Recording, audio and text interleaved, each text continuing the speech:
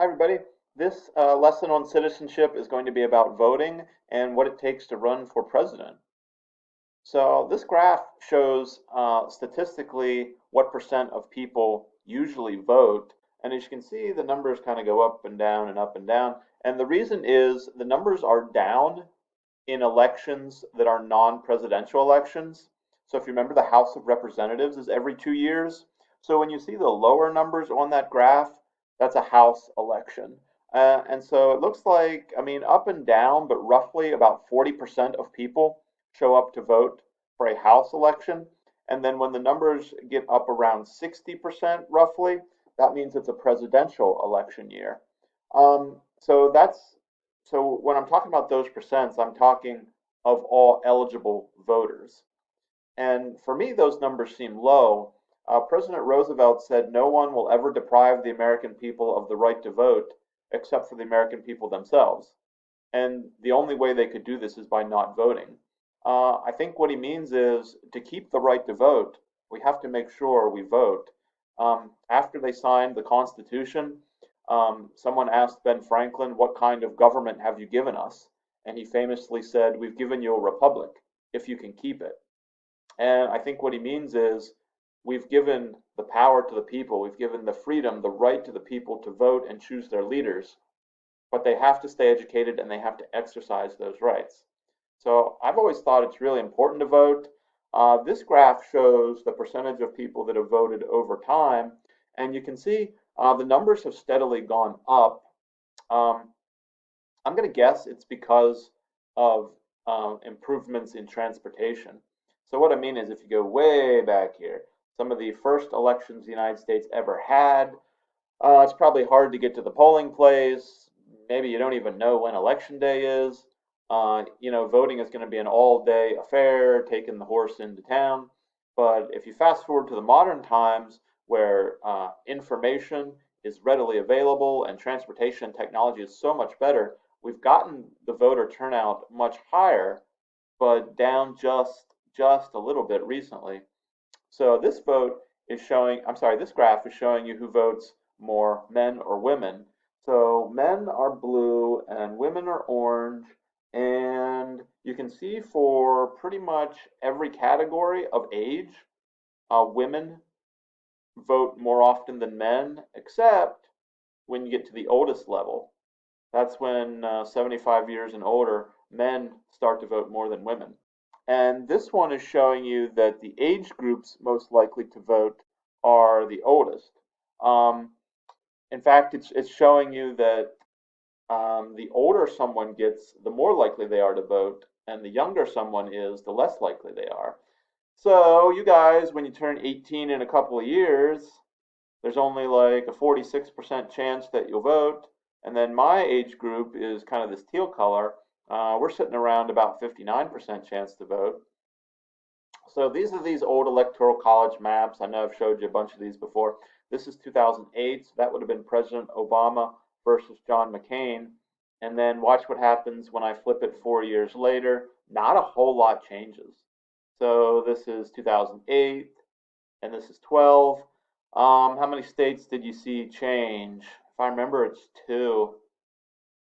Looks like it's Indiana and North Carolina. I mean, a lot of these states don't change. If you remember, there's also two states that let you split up the vote.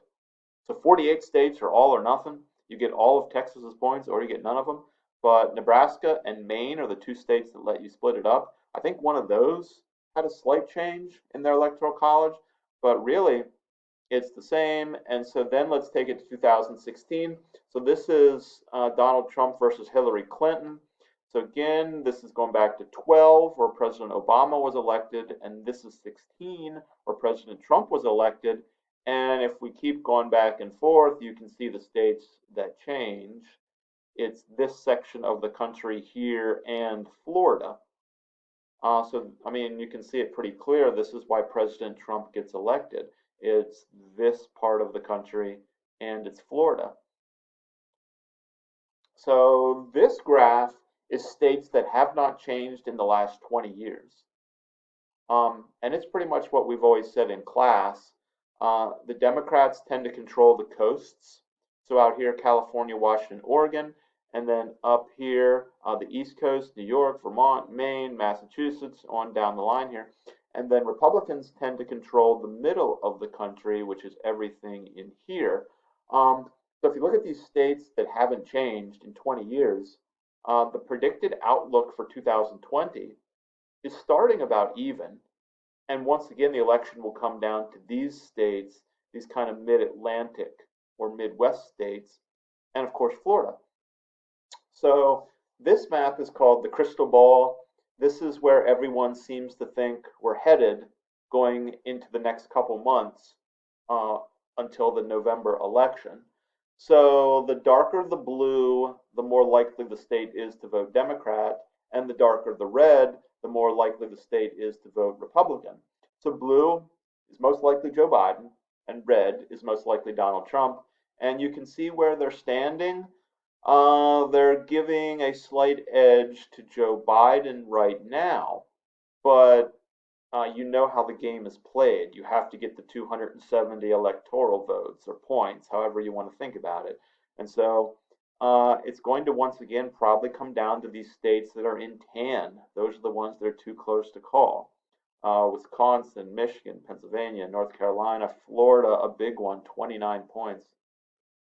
I know I've showed you this one before too, but this is if you break it down by county. So this is 2018. So that was not a presidential election year. That would have been a House election.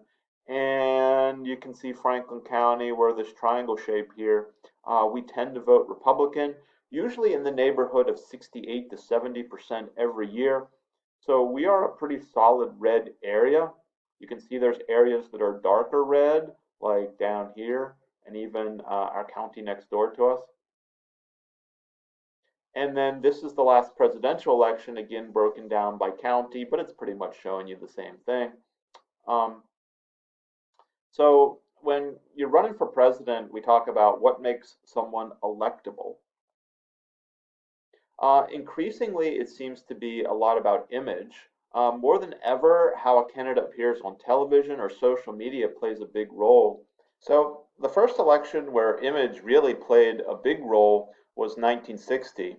This was the election between John F. Kennedy and Richard Nixon, and of course President Kennedy is going to win, but this was also the first election to be televised, and people that listened on the radio thought that Nixon sounded better, but people that watched on TV preferred Kennedy, and they always said it was because of his image.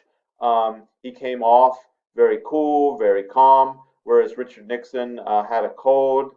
He looked sweaty, he looked nervous on TV, and people really said the election came down to image, and I think it's been that way ever since. Back in the day, I mean, some of these guys predated photography. Now, not President Lincoln, there was photography back then, but if you notice, like some of these campaign ads, they're drawings. It's very possible back in the day, people didn't even know what the candidate looked like. And I think that's why they came out with these campaign buttons. So at least you could put an image in your head of who the candidate was. But today, with the 24/7 news cycle, with social media, I mean, image plays a huge role. This is Vice President Pence at Manitowoc when he came and visited a factory locally.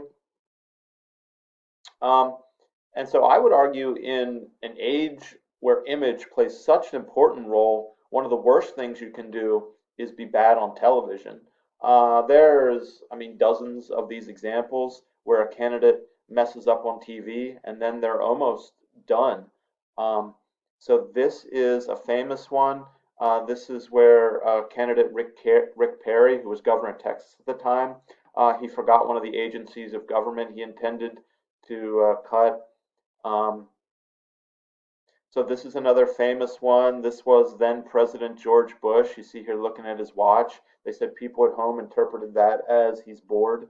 And of course, Bill Clinton would wind up winning the election. This one is called the Dean Scream. This was candidate Howard Dean, and after a big victory, he went on TV and he screamed, and it turned people off. So he went away. Eventually, didn't even get the nomination, and then fairly recently, um, you saw Bernie Sanders and Elizabeth Warren. I guess didn't know that the microphones were on, caught themselves on camera. I think Elizabeth Warren accused Bernie of calling her a liar, and I mean we didn't really know how things would turn out, but it seemed like that confrontation worked better for Bernie. And if you go to YouTube and type in some of these campaign or debate moments, I mean, you can find dozens of them. This is a famous one. George Bush is going to win the election. They said in the debate, Al Gore would often sigh or roll his eyes, and people found it disrespectful. This one, I mean, this one's just goofy. Marco Rubio was giving, I think it was after a State of the Union speech, and kind of awkwardly reached for water, and people made fun of him for it. Just 2-second moments on television that really hurt a person's chances. Of course, a lot of people don't make up their mind until the debates. Um, we'll have to see what happens um, with debates for this election. Of course, COVID-19 puts everything into question. But when people look at the debates, people are looking for strength. They're looking for a candidate to be knowledgeable, to be confident, to be passionate. And so you can see like these debates, when the candidates start to talk over each other, they're trying to look strong. People want to see honesty, integrity. They want to see a vision. They want to be inspired. People are looking for empathy. That means an ability to feel, an ability to show compassion for the American people, and of course, strong communication skills. Communication has changed so much for presidents over the years. I mean, back in the day, if you wanted to hear President Lincoln, you had to go find President Lincoln. And then eventually you have presidents giving speeches off the back of train cars. President Roosevelt famously used the radio to communicate with people. And we talked about Kennedy using television. And now you have presidents using YouTube, Facebook, and President Trump famously uses Twitter. It's just a way to communicate with with the voters throughout the day. It's a very powerful tool. More and more, how you communicate with people plays a big role in running for president. And of course, the vice president can help. Generally, people pick a vice president that is the opposite of them. So it just means if you're a little bit of an older candidate, you tend to pick someone younger. So this was President Obama, very inexperienced in government when he elected. So he picked someone who had been in government forever as his vice president, Joe Biden. Um, Same thing here, except the opposite. In this case, the candidate Mitt Romney was a little bit older, so he picked somebody pretty young, Paul Ryan. John McCain was older. He picked a younger vice president. And another thing that's like a smart move is you pick a vice president from a different part of the country. So President Kennedy, famous for being from Massachusetts. He's from a rich family, well educated, from the northeast part of the country. He picks a rancher from Texas. You pick someone who's different from you to help balance out the ticket. So image, of course, is not everything. I think image plays a big role, probably bigger than what it should, but what matters a lot more are the issues. And so they recently conducted a poll, and they said in 2020, what are the most important issues to you? So if you want to just take a second and guess, what would you list as the most important issues? Number one, people said healthcare. Two, the economy. Three, immigration. Four, equal rights. Five, gun control and gun rights. Six, taxes. Seven, foreign affairs. Eight, income and wealth. And nine, climate change. So it's kind of an interesting list. So healthcare was mentioned most often, followed by the economy. And of course, with the situation we're in now with the coronavirus, you can see healthcare is really on people's minds. Um, so when you run for president, it's really hard because you have to appeal to so many different people in so many different states. Um, so we going back to that crystal ball map, that one that's the prediction, and you look at this country. I mean, someone in California is so different from someone living in Pennsylvania. Does someone in Texas really have the same concerns as someone in Michigan? It's really hard. Uh, it's really hard to find candidates that can appeal and win so many different states. And so when you run for president, you see a lot of money involved. People are buying television commercials, YouTube ads, newspapers, magazines, social media, internet, everything. It costs a lot of money. Um, can a normal person run for president, or do you have to be rich? Well, the least wealthy candidate who ran this time around was Mayor Pete Buttigieg. He was worth about $100,000, which is still a lot of money. But usually you have to go around and get donations because it's very expensive to run for president. There's a lot of travel involved. Before you get the nomination, you travel around the country trying to get the nomination, um, and those trips around the country, those elections are called primaries and caucuses. So this graph is showing you just how much money people have spent on elections over the years. So it's starting with President Lincoln way back here in 1860, and you can just see how much more money is being spent on these campaigns. And this is the modern one. You can see in recent years the Democrats have tended to outspend the Republicans, but it's just a crazy amount of money being spent. Um, so, of course, these advertisements are probably not showing you the real person. They're trying to put the candidate in the best light possible. And so you see some that are very optimistic and very positive, and others that tend to be negative. So these are some very positive ads. Hope, yes we can, forward. And then these are very positive. Keep America great, make America first, make America great again. But then you also see the negative ads. So this one says we can't trust Hillary Clinton. This one says Romney's not the solution, he's the problem. Obama can't run on his record. Um, you see ads on both sides.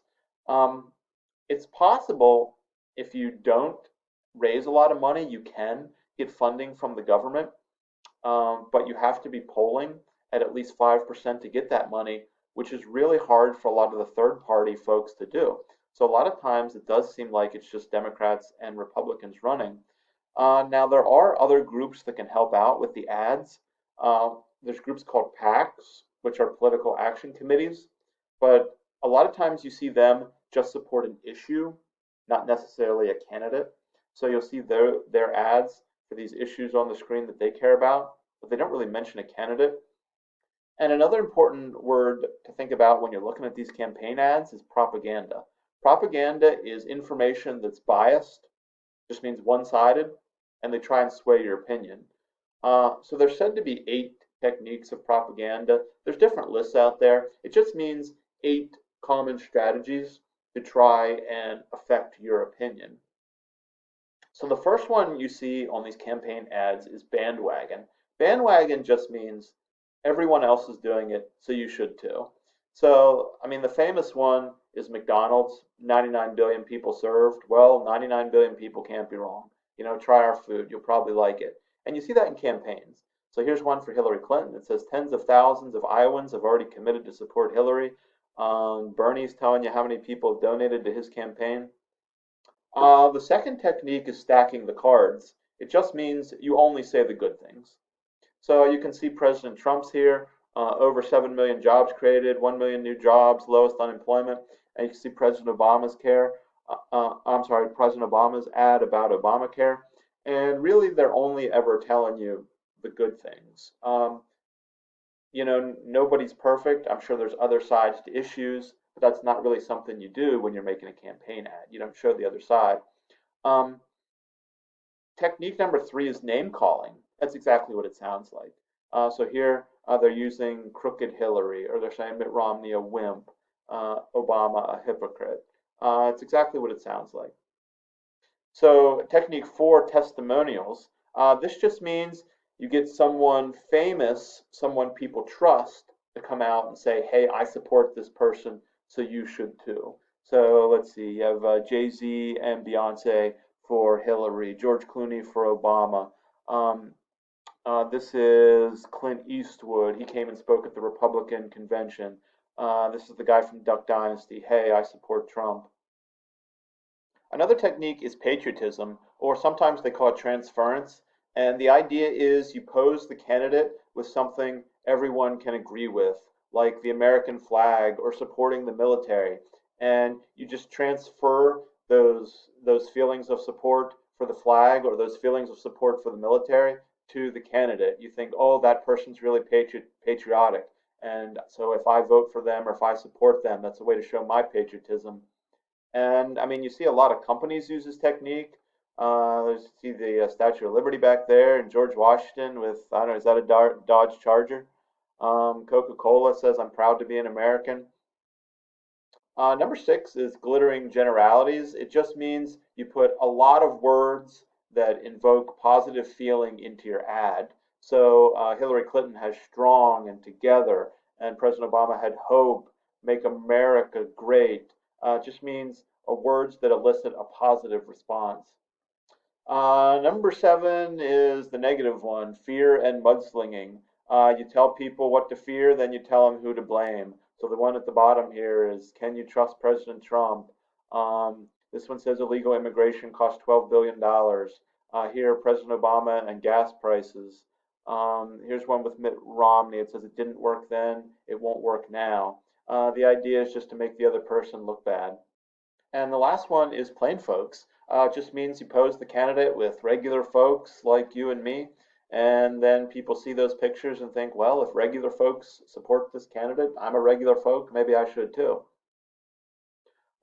People have talked about changes to the election system. Some states have put a voter ID law in effect.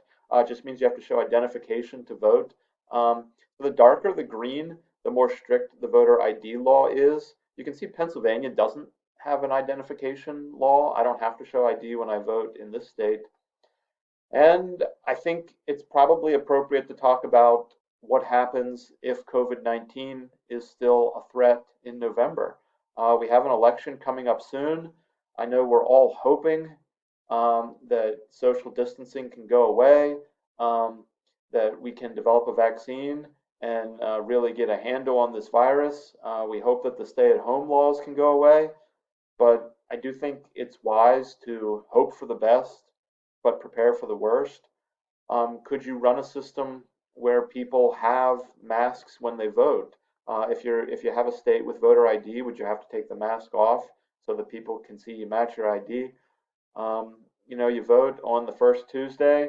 Could you have a system where you expand that to just a week so that you don't crowd a building? So mail-in ballots are a thing. They're called absentee ballots.